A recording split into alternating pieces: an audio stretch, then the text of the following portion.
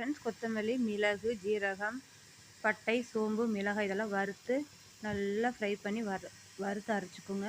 மறுபடியும் இஞ்சி, பூண்டு, சின்ன வெங்காயம், தக்காளி இதையெல்லாம் வறுத்துட்டு நம்ம வீட்டில் கறி மசாலா பொடி வச்சுருக்கோம்ல, கொத்தமல்லி பொடி, அது ஒரு 5 டேபிள் ஸ்பூன் போட்டுக்குங்க. அதே மாதிரி நம்ம வறுத்து வச்ச மசாலா தான் இது. இது வந்து வீட்டில் அரைச்சி வச்ச கொத்தமல்லி. நான் சொன்னது எல்லாத்தையும் வறுத்ததுக்கப்புறம் அதே மீறி கொஞ்சம் மிளகுத்தூள் நிறைய போட்டுக்கோங்க. கரம் மசாலா, சிக்கன் பொடி கொஞ்சம் போட்டுக்கோங்க.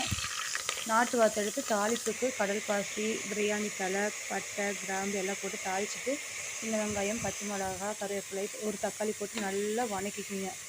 எண்ணெய் பிரிகிற அளவுக்கு வணக்கி நிறைய எண்ணெய் ஊற்றிக்கங்க.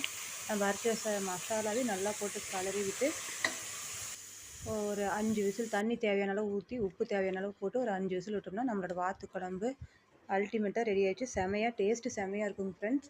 பிடிச்சா சப்ஸ்கிரைப் பண்ணுங்கள். தேங்க்யூ. செஞ்சு பாருங்கள்.